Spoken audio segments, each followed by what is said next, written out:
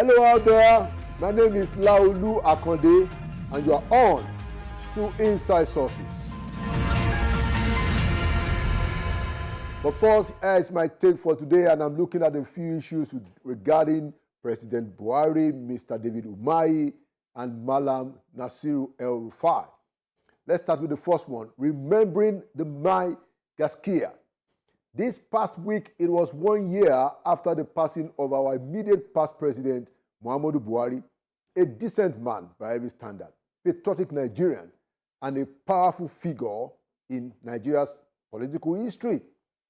His memory will remain significant for a long time without a doubt. His contributions, for sure, are also notable, and so are his struggles with statecraft. But there are some people who have dramatically done damage to Buhari's record, as we have seen in this past 1 year, especially with the level of forfeitures and wide but real corruption allegations against such people.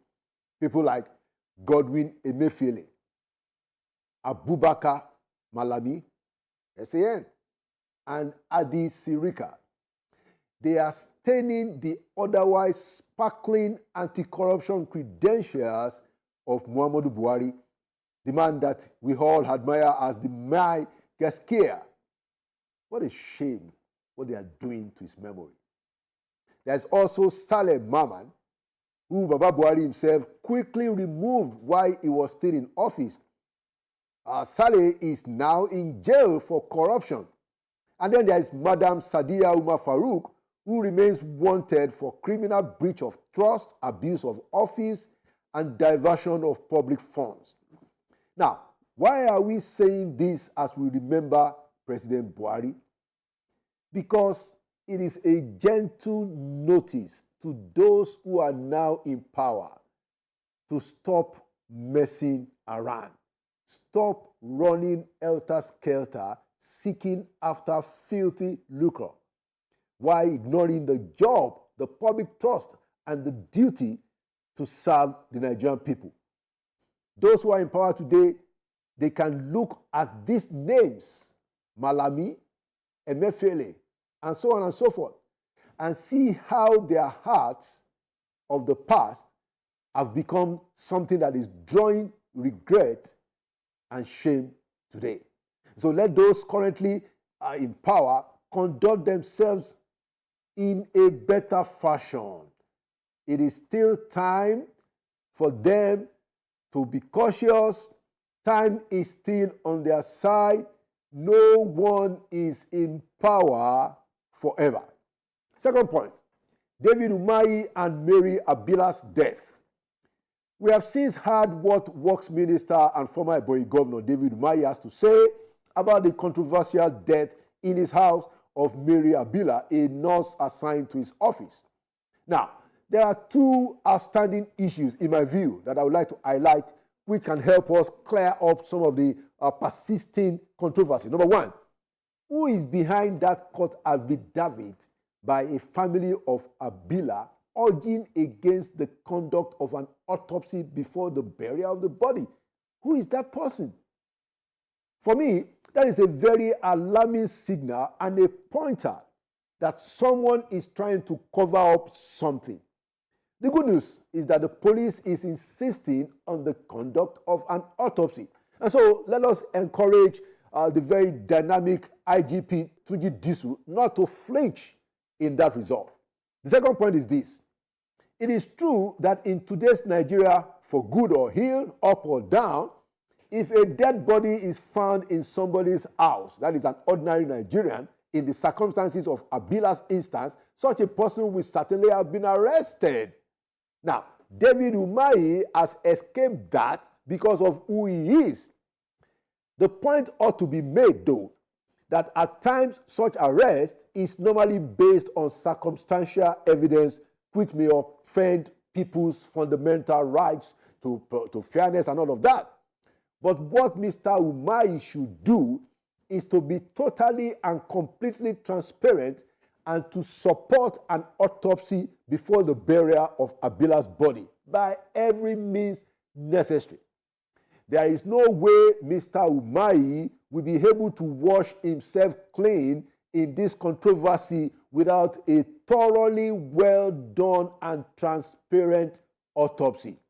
So whoever is behind that family member who went to swear to an affidavit in court that the family doesn't want an autopsy done on Mary Abila's body is a suspect.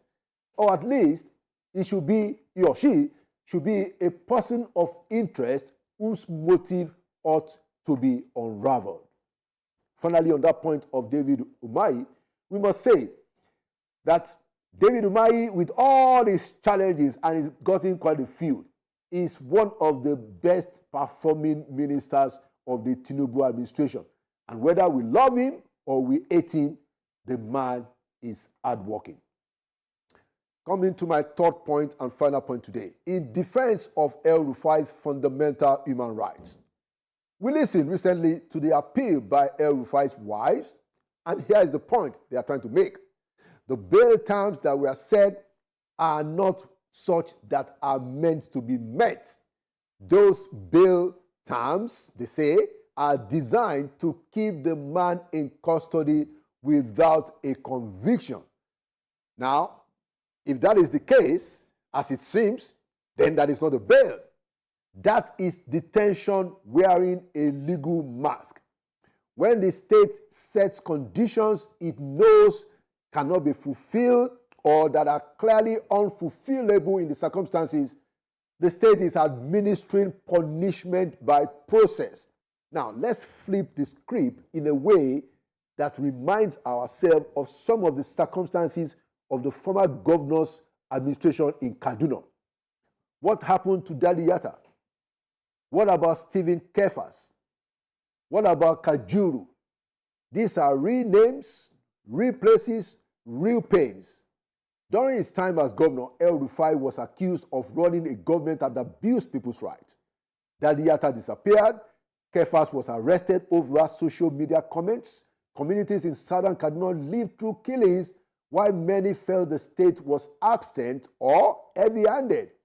El-Rufai is held by many as partly responsible for the ethnic and religious tensions in Kaduna while he was governor.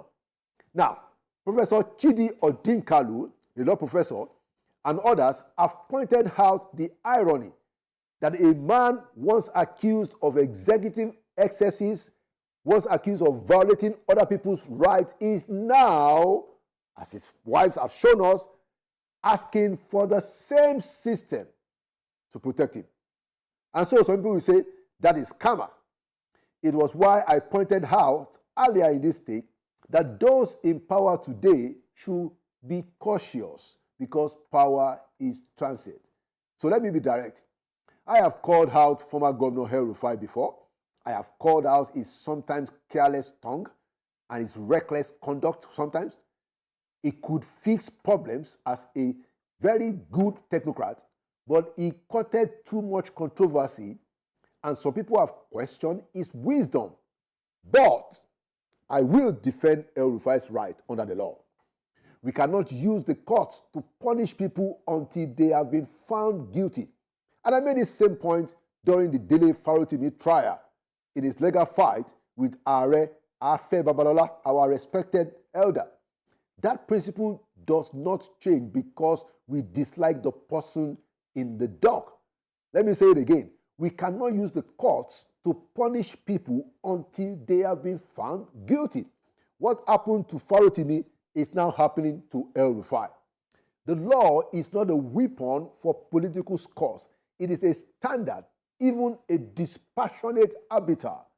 A man under trial is innocent until proven guilty. That principle is not a gift to El-Rufai. Like we said, it wasn't a gift to Dele Farotimi. It is a shield for every citizen under the law. If we allow impossible bail terms to prevail, if we allow punishment before trial, then we have left the Constitution and we have entered into the arena of vendetta. The rule of law took hold not because kings in Europe were benevolent or because the powers that be were compassionate people. No! The rule of law took hold because societies decided that arbitrary power will eventually come for everyone.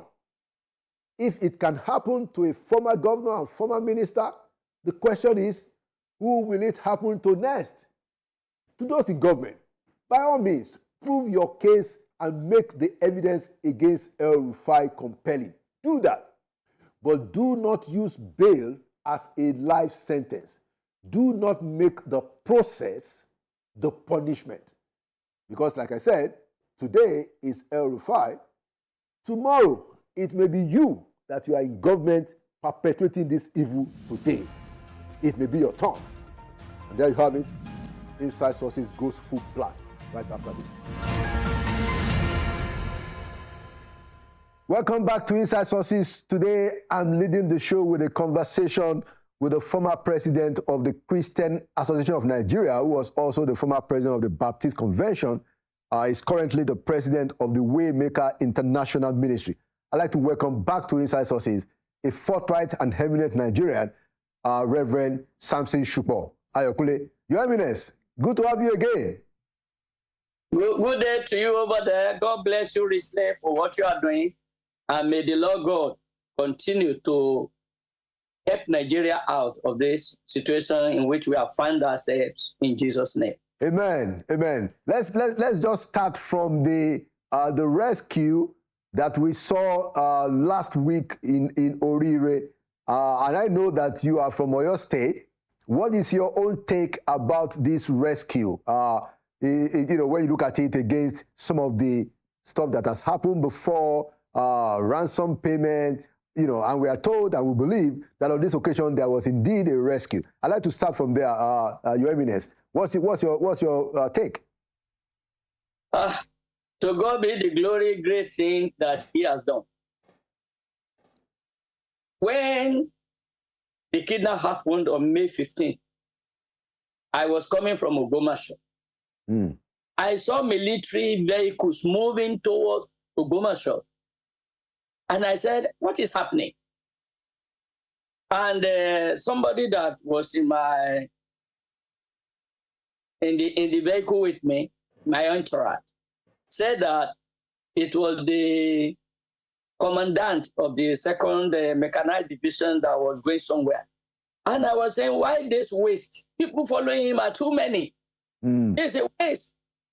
Why are they going to a war? I didn't know that they were going for rescue. Later we learned that there was a kidnap of many people from about 3 schools in Oriire local government. And we thought that very quickly, since they responded also very quickly, they will be able to nip the matter in the bud. But days after days, we couldn't hear the news of rescue. So when suddenly now, we learned after about 56 days that all the kidnapped people have been rescued, we were like people dreaming. Just like the situation of the children of Israel. When God turned the captivity of Zion, we were like people dreaming. So our joy knew no bound. Everybody, in fact, all over Nigeria, everybody was jubilating.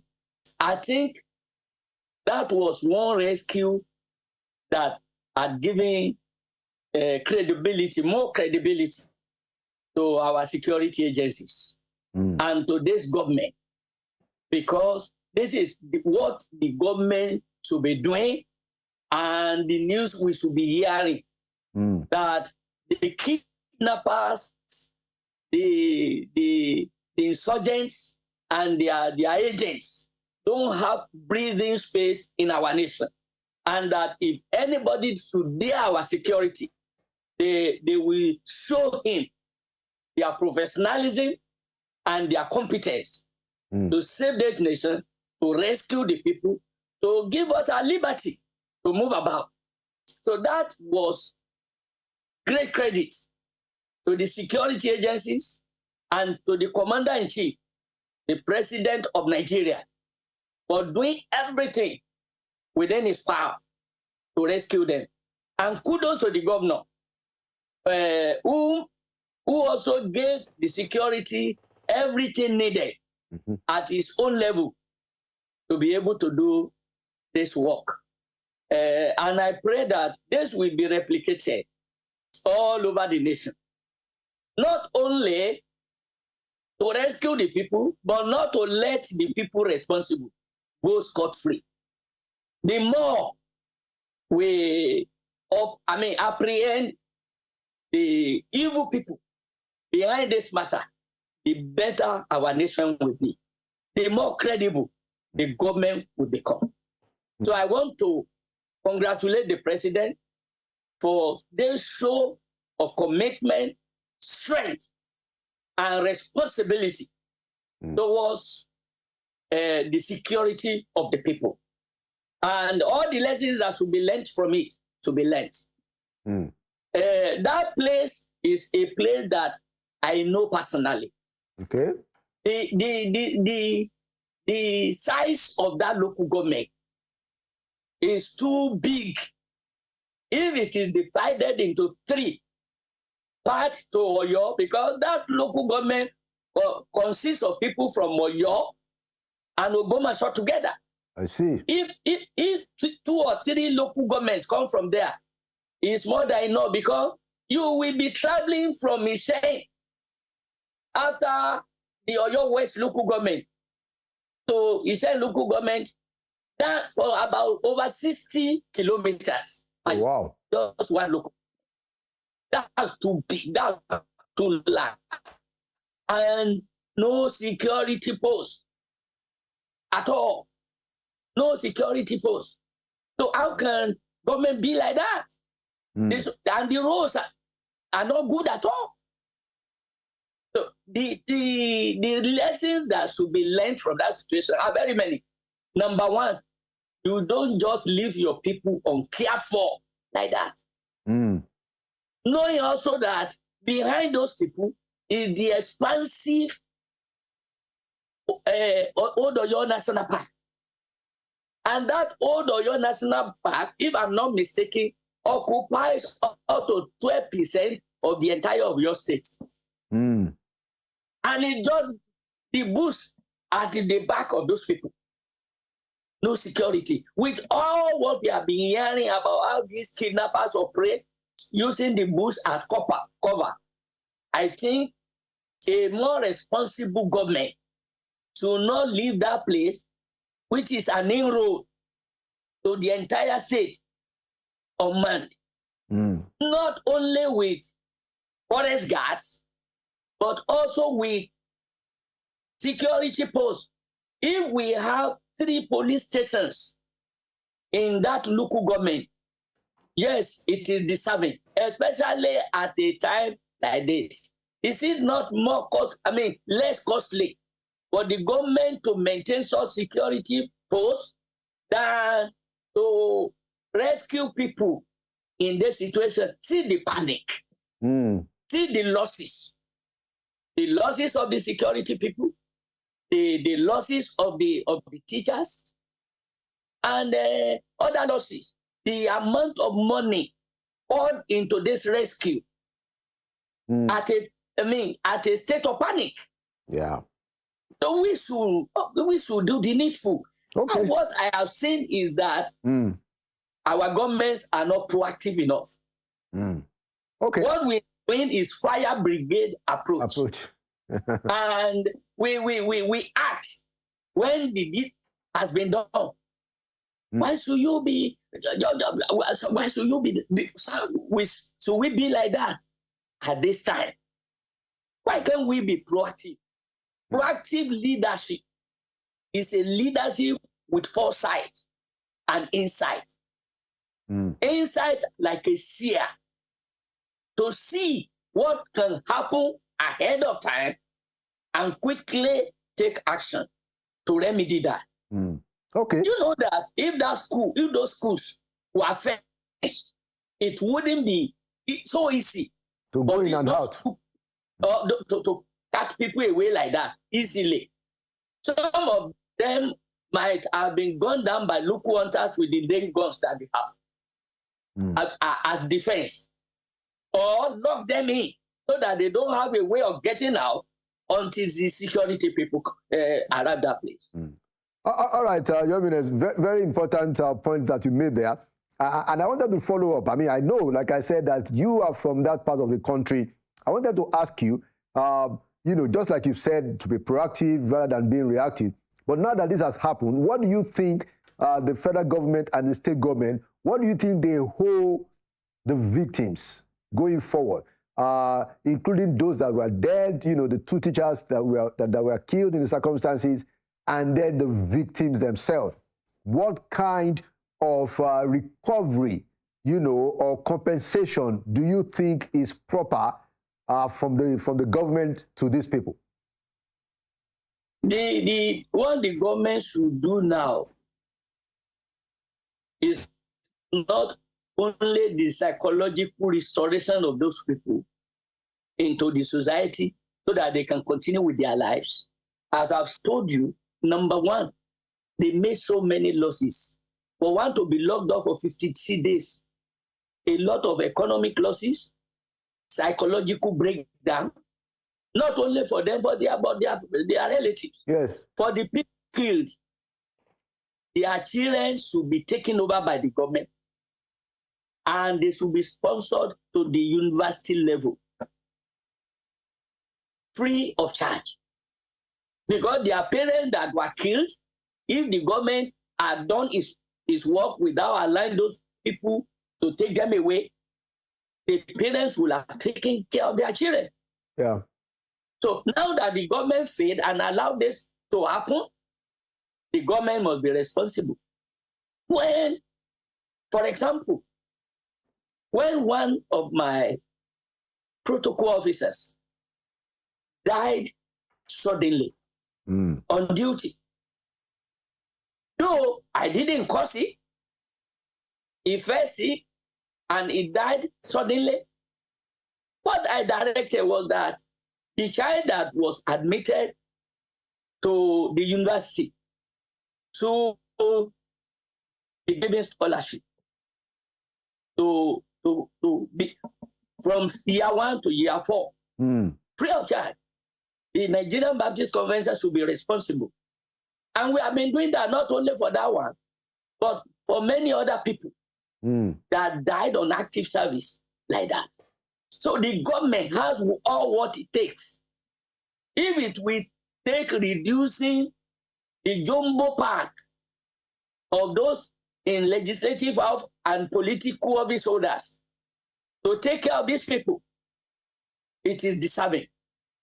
This is the right direction to go. All those people that lost their relatives. Number two, all the people that were kidnapped and tortured, they need maintenance. And that the Senate approved certain amount, kudos to them, but what can that do? 50 million for all those people? What can it do in what they have lost? In restoring their confidence? There's psychological treatment in the hospitals will continue. Not just what the military did and send them back. You cannot send them back empty-handed. Some also lost their properties. I learned that the pastor of Al-Alawi who wanted to drop his wife at Yawatan Baptist Nursery and Primary School with his motorcycle. That was what he was using for ministry. There is a very local rural community. He parked the motorcycle, and as he was discussing with another pastor, I think the pastor of Oniya, because Oniya was also touched, which people have not been mentioning. And they were discussing. They saw that some people were coming who masked and who had gun in their hand. So they said, this must be insurgent. They took to their heel. His motorcycle that he parked, insurgent carted away. Wow. That man should be compensated. His motorcycle should be brought back for him, recovered. If it's not recovered, if they are taking it away or burnt it, another motorcycle should be bought for him so that he can continue with his life and his ministry. I pray that he doesn't even run away from there. Because the psychological effect can only be imagined. Yeah. The principle that his motorcycle was used and burnt later, as we heard from the report, to be bought another vehicle back, so that we know that this is a caring government. None of the people that was kidnapped should be left unattended to materially, so that we know that this is a caring government, a government of compassion. Okay, very, very, very well made. So the governor, Governor Seyi Makinde, who has certainly played, an upstanding role in all of this thing, gave a state broadcast, where he seemed to have ruffled a few feathers, especially here in Abuja, by asking that the United Nations should get involved in the investigation of what it is that happened. The Nigerian Senate and the presidency immediately pushed back, and there are also those who argue that, yes, that may be a demonstration of his own lack of trust in the institution, but that he himself, being the chief security officer of the state, ought to be the one that will tell people what it is that happened. I wanted to know, Your Eminence, what is your own response to what the governor is asking for, or what he said, and the responses and the reactions that he has that we have seen? I was reading the Vanguard newspaper, and I saw the article. I just stumbled on the article of one guy there,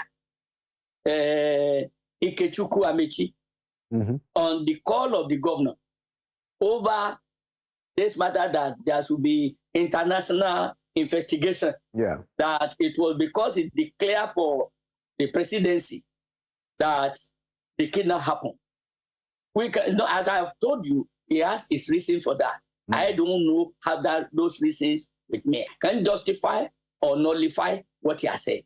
But assuming but not conceding that he said it, this man in his article said that the reaction of the government to it, and even the National Assembly, not only the executive, the National Assembly, all those in government, to it is hypocritical. How I can interpret that columnist? He said it's hypocritical. It's hypocritical because when they were in opposition, that was also what they called for. And he gave many reasons, many occasions, even when the president also did that.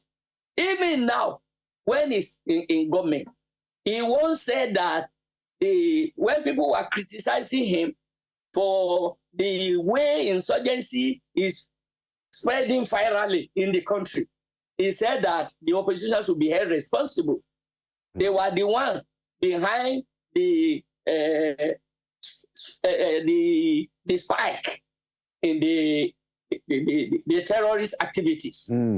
They said, did anybody tell him to bring documentary evidence for that? He said it, and the president went away with it.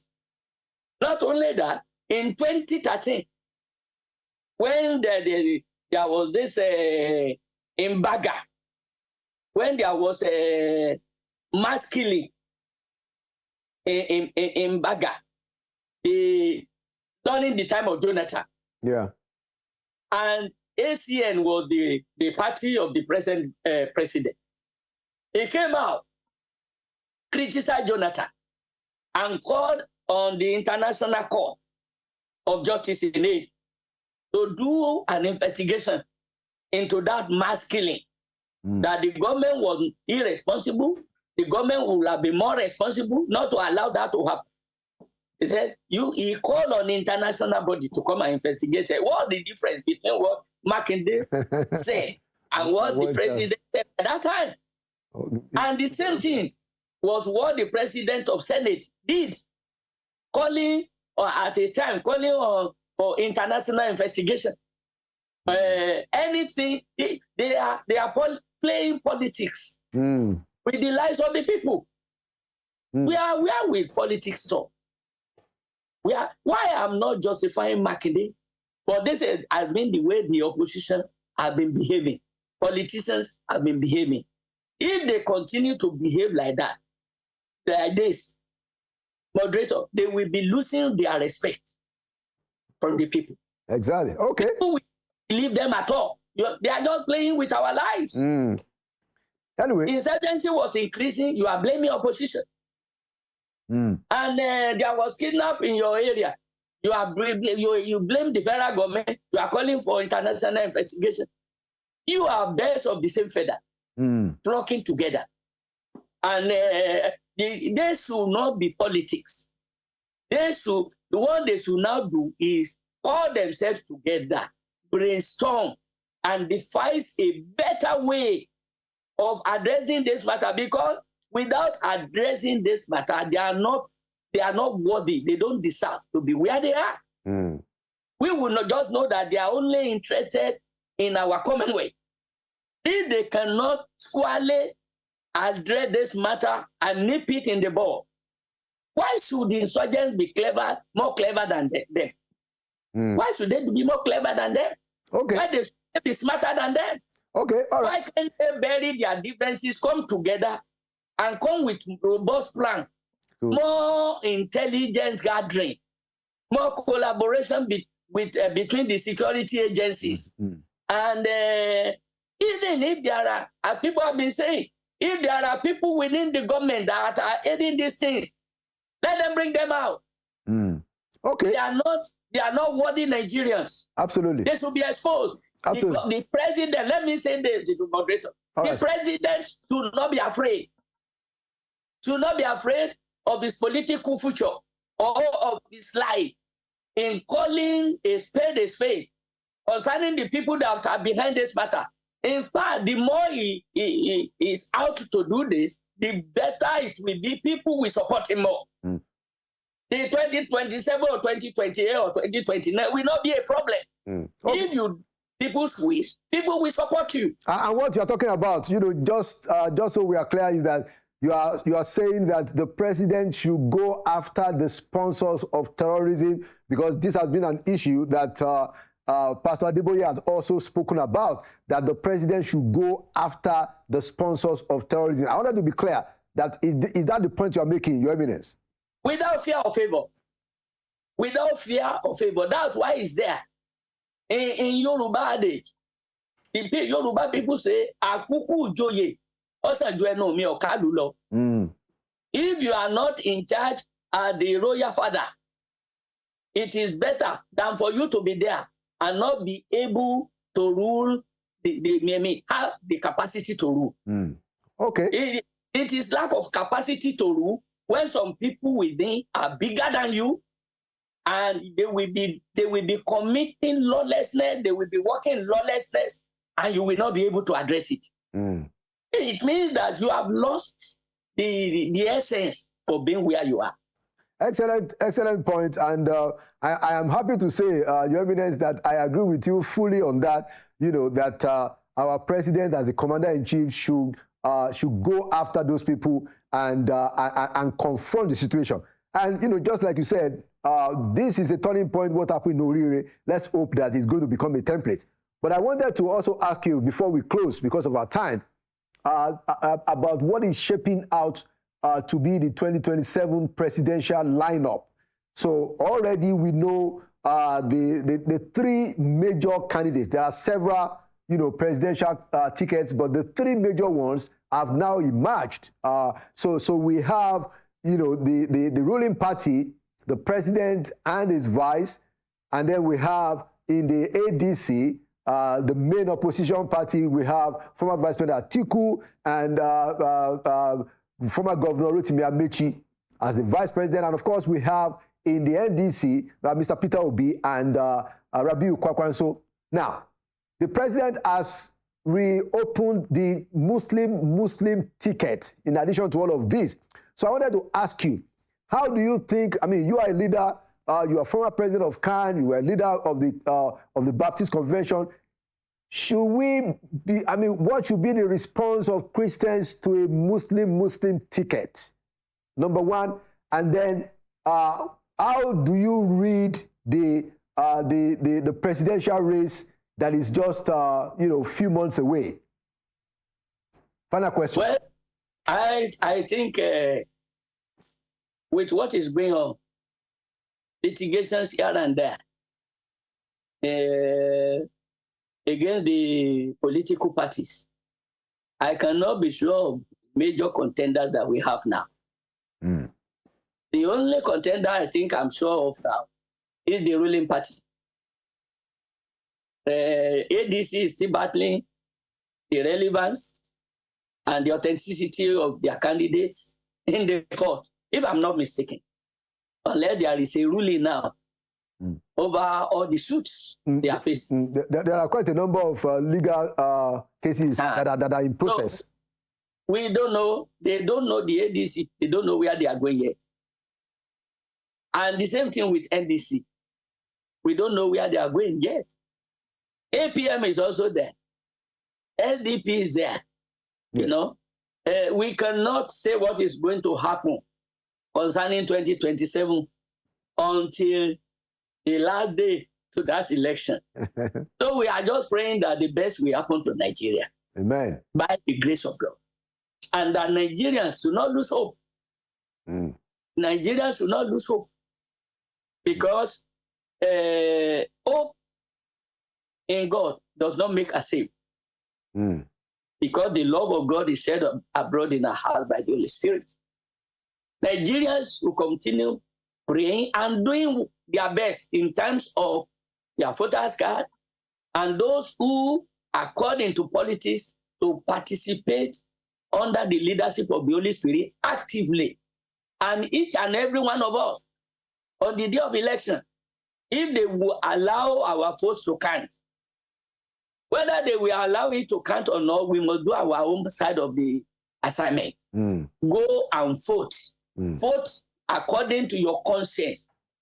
Not vote according to the pittance that anybody will give you that will not secure your future. So let's do our votes. Let's mobilize. Let the church mobilize their members. The Muslims, let them mobilize their members to go and vote according to their consciences, not according to the pittance that anybody is going to give them. Because if the righteous are in authority, people will rejoice. But if the wicked bear rule, people will mourn. See what we are passing through now? Excessive taxes here and there. We want to be levying taxes. We want people to buy petrol in the amount they are buying it in UK and elsewhere. But are we paying the same salary? Do we have the capacity to pay the same salary? If we are paying less than 100,000 as minimum wage, when you convert that to pound sterling, how much is that? How much is that? Is that up to 100 pounds in a month? 100 pounds today is about almost 200,000 naira. Wow. If the workers can have and 200,000 naira today, they will be dancing in Nigeria. But that cannot even match the cost of living today. You transfer small amounts from your bank, you know what the bank will deduct. And they didn't sit down with you that took the money there. There was no time you agreed that they will be taking their money they are taking. No. They are just held us captive. The poor are getting poorer. And it's against the will of God. I'm telling you, it's against the will of God. In the book of Amos chapter 5, let me read for you verses 11 to 13. The Bible said, therefore, because you tread down the poor and take grain taxes from him, grain taxes, they tax off for everything now. Though you have built houses of stone, yet you shall not dwell in them. Wow. You have planted pleasant vineyards, but you shall not drink wine from them. Wow. They are rejoicing that the amount given to the governors are increasing, but When they have collected the money, will they meet all the citizens of their states alive again? When they have already killed them? We are just hearing of trillion. Where trillion is going, we don't see. Is that governance? These people know that they will die one day? Do they know? And some of them even don't know that even after they have gathered this money, it is only God that can give them rest of mind to spend it. God has the life of everybody, the breath of anybody in his hand. Absolutely. And it is those that please him that will live long on the surface of the earth. Okay, Eminence, very important points, that you've made, and I'm happy that you continue to speak very forthrightly. Thank you so much for your contributions, and I'm looking forward to more opportunities to discuss with you as we approach 2027. And, it's always good to have you on the show. Thank you for your views. Thank you for the courage of your conviction. And thank you for coming to Inside Sources. Thank you, moderator. God bless you for what you are doing. All right, sir. Thank you very much. God bless Channels Television, and God bless Nigeria. Thank you, sir. Thank you so much. Thank you so much. Yeah. So that was the immediate past president of the Christian Association of Nigeria. He was also the president of the Bastille Convention. Currently is the president of Waymaker International Ministry. Inside Sources will be right back with our second segment. Don't go away. Welcome back to Inside Sources. I want to have a quick conversation with one of Nigeria's leading public intellectuals, a strategist, policy advisor, and who is the group CEO of GITC. I'd like to welcome back to Inside Sources, Malam Baba Yusuf. My brother, good to see you again. It's always a pleasure to be here. Now, always a pleasure. Thank you so much. Now, something happened, just as all of these, presidential, fake presidential agency scandal, the rescue in Oyo State. Oyo State. Yeah, the president submitted his ticket. And, of course, Vice President Kashim Shettima is the running mate again. Yes. So I wanted to ask you, does that, in your view, reopen the Muslim ticket, which was quite of a big deal, in 2023, in your view? Yeah, thank you very much for that question. I think the tension about the Muslim ticket was more germane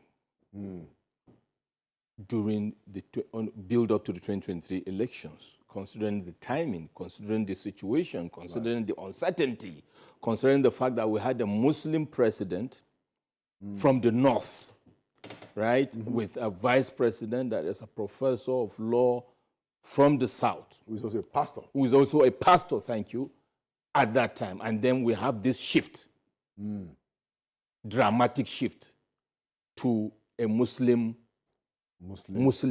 tickets as proposed by then candidate Bola Ahmed Tinubu. And the concerns for the proponents was it can fly, it could fly because of the MQ Abiola Kingibe ticket and all that. Yeah. But then because given the sensitivities around diversity of Nigeria in terms of religion, ethnicity, which remains an issue. For anyone that thinks identity politics is not a key issue in politics in Nigeria and globally, then that person is snoozing in another planet. It's an issue. And that is why you could see even people that were aligned with then candidate Tinubu, like Babachir Lawal and others, broke away. Yeah. Of course, part of it was because of political survival, because the impression then was this factor is so crucial as a critical success factor that potentially most of the people that went away didn't actually go away because of their love for Christianity, but for self-preservation to think that the Muslim ticket was not going to fly. But Bola Ahmed Tinubu, candidate Ashwaju, flew a kite, rolled the dice, took a risk, and it worked for him. Bottom line, that was there. Now, 2027, if you ask me, in School of Strategy, in School of Reality, and in School of Politics, you don't change the winning team. And even that's why I ask you. Yes, you don't change. Thank you very much. You don't change the winning team because they won the election. with President Kashim Shettima, love him or hate him, he's a man that comes with a lot of value. Yeah. He may not be noisy, he may not be punchy the way the traditional toxic politicians are, but he comes with amiability, he comes with some kind of credibility. You may like it or not, but it is what it is. Right. He's a man that is, I believe, is a fit for him to continue working with the president. Remember the toxic relationship between former President Olusegun Obasanjo and former Vice President Atiku Abubakar. You can see in this case, it is close to almost the same with the relationship between late President Buhari and Professor Yomi Eshuvaju. Amiable relationship, mutual respect, loyalty, and that level of decency. Let me use that word decency because Vice President Kashim Shettima is a decent human being in that regard, in the same ilk or even close to Professor Oshibaju. So I think it's okay. And bottom line, they are the ones running the game. They will decide how they roll. But if you look at the sensitivity of the citizens and the populace, I mean the electorate, which is also very crucial, to say, could it fly? I think President Tinubu was able to douse the tension politically in that regard for the first and second year of his administration. I don't know how it is going to be. We'll discuss that later. By appointing a Christian as SGF, a Christian as Senate President, and reminding people that his wife is a senior pastor in one of the biggest churches in Africa, First Lady Remi Tinubu. Of course, his sons, his children are split between Christians and Muslims, and you can go on and on to douse that sense. Say, look, this is not going to be an all-Muslim ride. Of course, how they are able to manage the socio-political situation of the country, has been an issue. And I think he is recognizing the fact that the people that gave him almost 70% of the vote, which is the people from the north and the Muslims, are very, very vile and angry. Whether or not leaving the ticket for a Muslim vice president will change their feelings as it is, I don't think so, because the word on the street and in the villages in the north is they are even accusing Vice President Shettima for being a sellout, for not working for them. Whether it is President Tinubu's fault or not is a kettle for another day. But I think the Muslim ticket is not as thorny as it used to be. The focus should be, have they delivered, whether Muslim Christian, whether Muslim, and then what are the opposition doing to counter that, whether their own ticket is diverse or the same faith. I think the issue is for the northern Christians, which is also the same with the northern Muslims. Yeah. The political leaders are the same at the top, brothers and sisters. They sit down, they strike deals, they do business, they partner, and they abandon the people. Regardless of ethnicity. We can take a roll call without wanting to talk down on people. I'm saying this with profound respect to everybody. I'm a son to a lot of them. I'm a younger brother to a lot of them. And I'm a father to and a senior to most of them. But what is essential is to speak to the issues. Yeah. If you count 10 northern Christian leaders and 10 northern Muslim leaders, how had they fared to their people down to the grassroots? That's a very The answer is the same. So let them not play this yo-yo to us. As far as I'm concerned, there has been a balance. If we want to be fair to President Bola Ahmed Tinubu, as far as the northern political dynamics are concerned, I'm saying recognizing the northern Muslim Christians, recognizing the fact that this is a man whose wife is a senior pastor, who is running a diverse home, and who is a politician that wants to win election, whether he is a core Muslim or not, doesn't matter. We have seen a lot of northern Christians that have been given appointment in this government. How they translate that down to the constituencies, the same way with the so-called Muslims that are bragging they are bringing votes, and then the highest number of children out of the Al-Majris are the Muslims. The highest number of multidimensionally poor out of the 133 million, almost 65% are Muslims. So how has that really impacted us? And I think the conversation is about what are the impacts the political leaders are bringing to their people, either individually as a group, Muslim or Christian, or collectively. Unless people start looking at those issues, then we will continue misfiring ourselves while they continue staying and calling themselves brothers and sisters while we fight each other and continue killing each other. Excellent point, Madam. Final question because of our time. I want you to also comment on the latest developments on this fake presidential agency Now the guy has been arrested. Yes. The judge says that he didn't come to the court hearing. They reportedly picked him up in Osun State in an hideout, and President, as at last week, has asked ICPC to take charge. But people are still saying that, look, what about the guy who is being accused? What's your updated take? Okay, I will open with my position that I said in another media house, that people should direct their attention, and Mr. President and the presidency should take note of this, over and beyond anything. The administration of criminal justice of Nigeria is encrusted in that justice system, that the motive of disclosing crime does not exonerate the perpetrators from culpability. Therefore, demonizing Adeyemi, directing all the attention to Adeyemi, does not in any way make those that are being alleged to be accused innocent, or exonerate them from culpability, if any. And therefore, I think the conversation and the investigations and whatever we are going to do should show clearly that it is not about a bunch of thieves. One went to report the others, and the one that reported because he didn't get, they are fighting over sharing formula, which is a clear analogy. 3 thieves went to steal profit. One of them felt aggrieved with the sharing formula, or because he is the one that actually got is in custody of the loot, is refusing to share with others. The other decided to blow a whistle as an analogy. Yeah, it's an analogy. And then, because the other blew the whistle and has a bigger voice, the conversation is like, this man holding the loot or with the loot is the thief. No, we have 3 thieves, Nigerians. As an analogy, potentially. Yes, so we should x-ray the issues. And the government should also speak in that regard to demonstrate level of intelligence and integrity. Let us not reduce ourselves to children. Because even children, like I was saying, my daughter and people in undergraduates already know that this issue is not about Adeyemi alone. Yeah.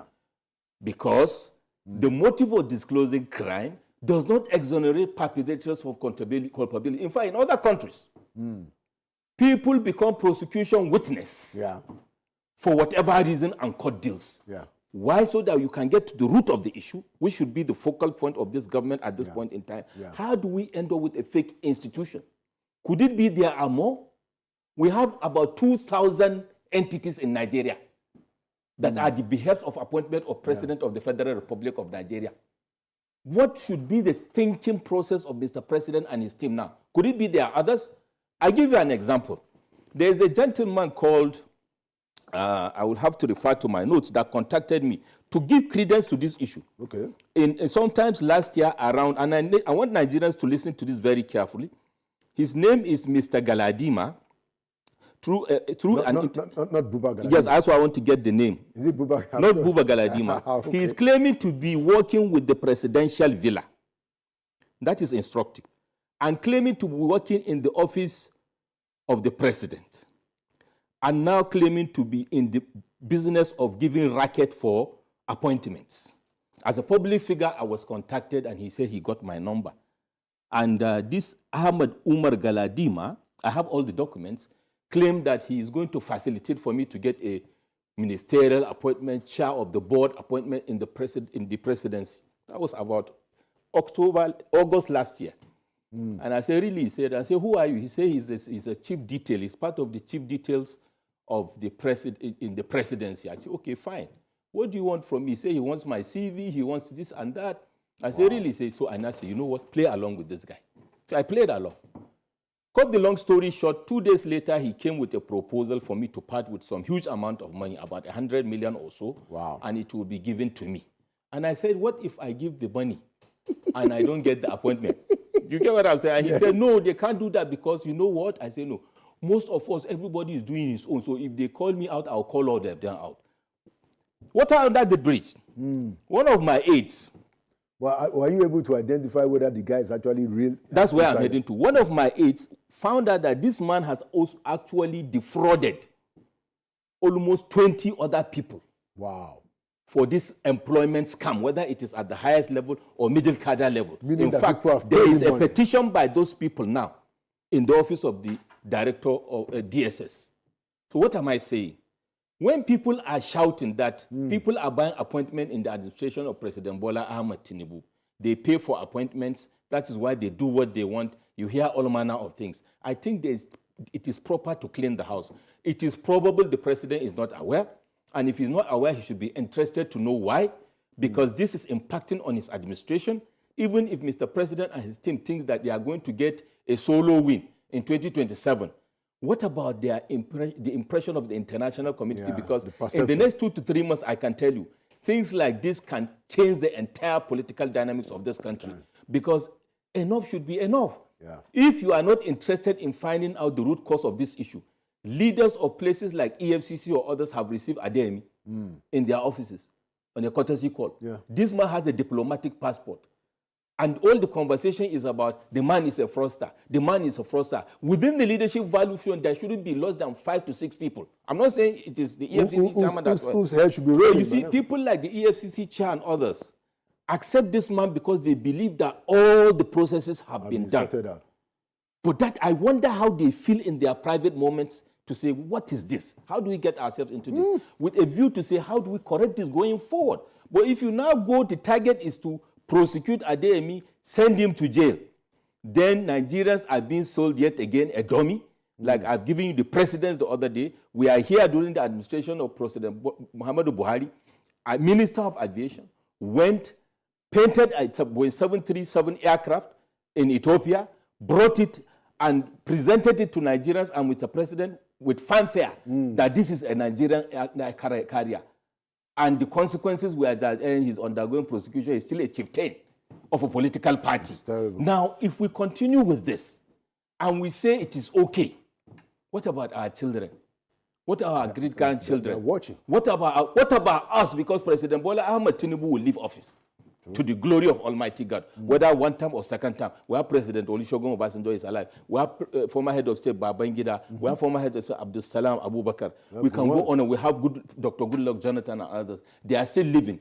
How are they moving around the world? How are they being, accepted and all that? How will President Bola Ahmed Tinubu or his team want to be, seen or engaged moving forward with all this fast, especially members of the cabinet that are still young, that still have a political future? They should not think that Nigerians or the world would be fools to continue engaging in the same way. After all, the moment you are out of office, you are basically a political offer. I don't think APC will be holding sway post their tenure, whether 2027 or 2031. I have a strong feeling, unless they change this, it will go the way, if not worse, of the PDP. Thank you so much, Malam Baba Yusuf. My pleasure, anytime. For those very insightful and very comprehensive analysis. Appreciate I wish that we had more time, but we will, going forward, delve deeper into these issues. And I'm very persuaded that, the people that matter, they can hear us loud and clear. It's not about them. Yeah. It's about Nigeria. Absolutely. Absolutely. It's about our country, and that's why we're here. Thank you so much for coming. Thank you so much. Yeah. My pleasure, anytime. Thank you so much. And there you have it, another edition of Inside Sources. Like we always say, Nigeria will prevail. It means Nigeria will win, partly because we will talk about these things. We will bring out the issues. My name is Laolu Akonde. Thank you for watching. And by the grace of God, I'll see you at the next edition.